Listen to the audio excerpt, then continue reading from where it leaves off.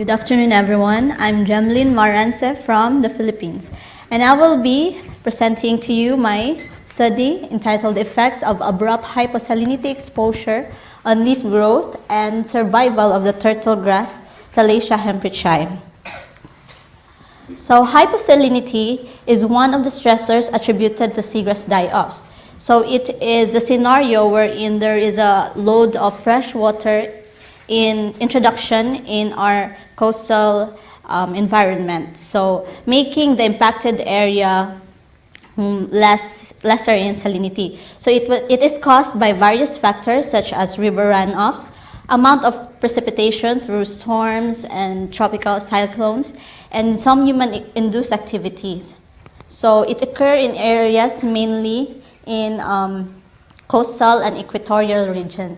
So here is a global map of ocean salinity recorded by NASA Aquarius instrument orbiting around the Earth since June 2011. So this is their data they collected for the salinity across the globe. So areas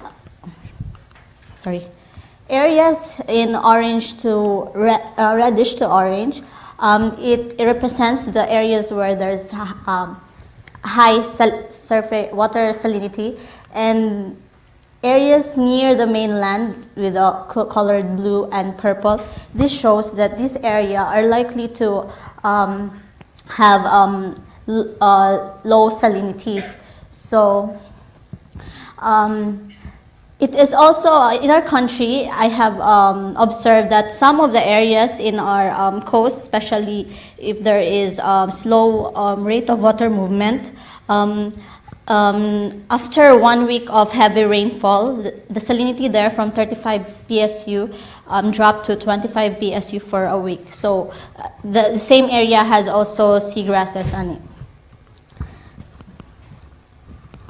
So seagrasses thriving in a completely submerged saline environment develop morphological and physiological responses to salinity shifts. However, when optimum salinity is reached, disruption of cellular processes, which could reduce its growth rate and furthermore could cause their mortality.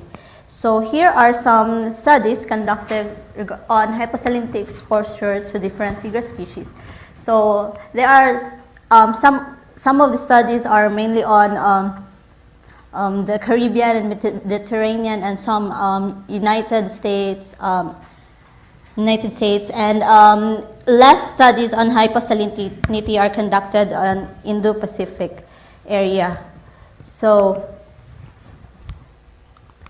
for the objectives of the study, the effects of abrupt hyposalinity exposure of Thalassia hemprichii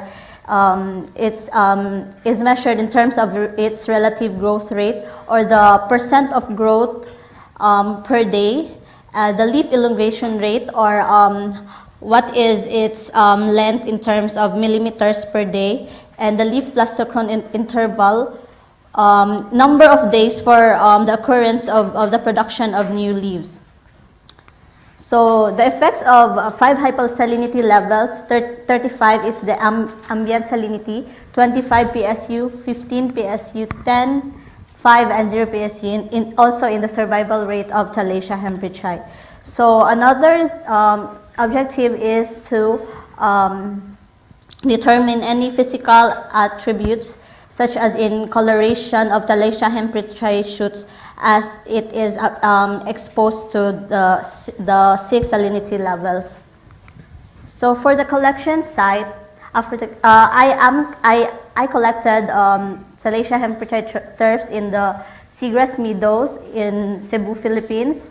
So the yellow pin shows there the approximate area where the turfs are collected. So this is the actual seagrass meadows where I collected turfs of Thalassia hemprichii. So this is the collected turfs of Thalassia hemprichii, and they are placed inside a seawater filled styrofoam box before they are transported in our laboratory. So in my experimental setup, So upon arrival of the Thalassia hemprichii shoots, I have carefully planted them inside a cylindrical plastic container. So each container contains 6 shoots of Thalassia hemprichii belonging to the same rhizome with intact root system. So after planting them in the cylindrical plastic container, I acclimatize them for 10 days. This is to ensure that before they are abruptly exposed to different salinity levels, they are most likely in good condition. So after acclimatizing them for 10 days, they are subjected abruptly to different salinity concentration. So I have 5 replicates per salinity concentration, and before they are subjected abruptly to this different salinity concentration, I first punch them using syringe needle just above the leaf sheet for the growth measurement later. So after 15 days of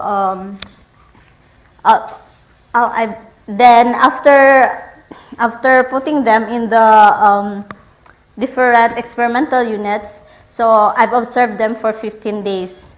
So after 15 days, I have rested the shoots, the surviving shoots, and then from there, it was being cut and measured, and following measurements were used for the computation of its leaf growth. So the whole length is measured from the base of the cut portion to the leaf tip, and it is all measured in millimeters. And for the old leaf length, it is the length of the leaf from the original length of the leaf from the time that I subjected them to different salinity concentration. So it's measured from the punch portion to the leaf tip, and next is the new leaf length. It is the length of the leaves during the 15-day observation. So it is the new leaf length, so it's measured from the punch portion to the base of the cut portion. And of course, virgin leaf is also documented. So at the time of exposing them to different hyposalinities, this has not been formed yet. So maybe within the 15 days duration, it is somewhere there that it was being formed. So these following measurements were used and for the data processing later. So for the result, it's the summary of the mean relative growth rate, leaf elongation rate, and leaf plastochon interval for Thalassia hemprichii shoots. So it shows that salinity is a significant predictor in terms of the tree responses. So in the ambient salinity, 35 PSU, it has the highest relative growth rate with 3%. So there's a decreasing pattern you can see there, and followed by 25 PSU with 2% relative growth rate, and 15 down to 0 PSU, the relative growth rate did not grow beyond 1%.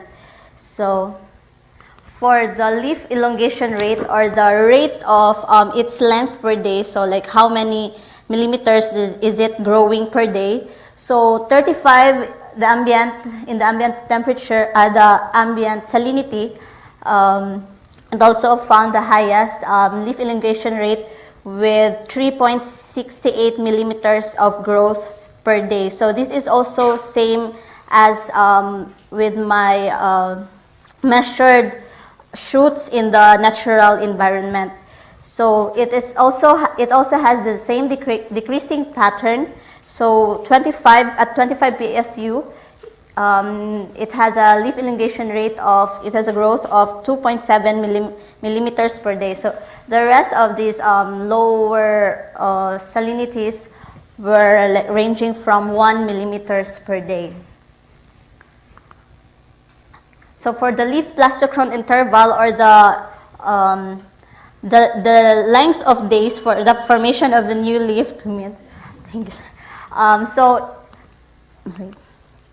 So it would take, because of the so much stress that this seagrass is going on, it would take 70 to 80 days for it to form another new leaf. While in the ambient salinity is just for within 19 days, more or less. So it can form new leaf. So for the survival of Thalassia hemprichii shoots, salinity days, and there is also a significant interaction between salinity and days that is also observed here. So the longer you expose them to lower salinities, the more the survival rate decreases. So as you can see here, in 35, 100% survival rate was found, and for 25, 98%, and in 0 PSU, as early as on the 10th day, there are dead shoots observed, and down to up to 15 days, 0 survival rate was observed.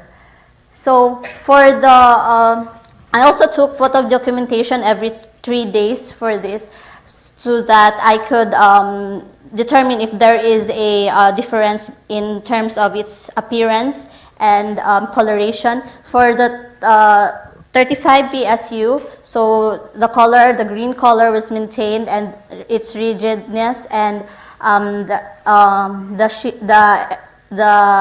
the sheet was still erect after 15 days. So in 25 PSU, it is also kind of same with the appearance of the 35 PSU. And for 15 PSU, as early as day 3, the coloration became translucent, and until day 15, it turns into brown. And for the 10 PSU, it's also the same.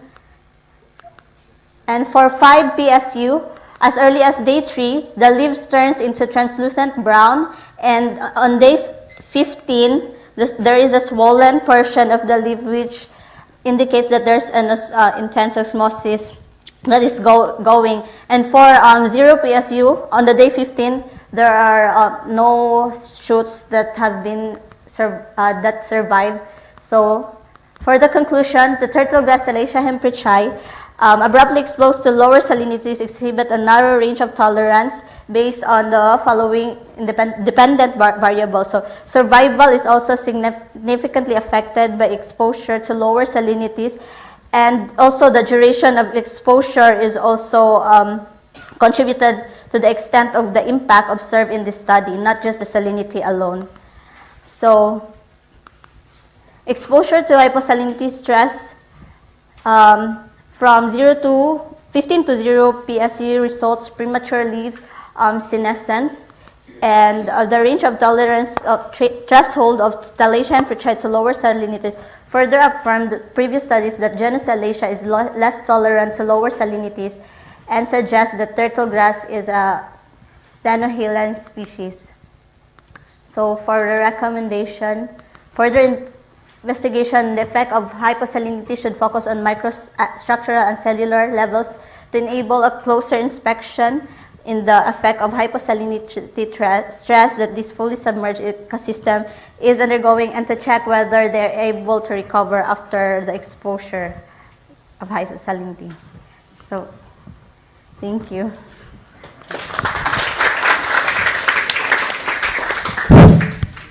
Thank you, Gemlyn. We have time for one brief question. Gary. You described all the leaf depth, but did you do a recovery? I haven't did the recovery, sir. Yeah. Oh, Thank you, Gemlyn.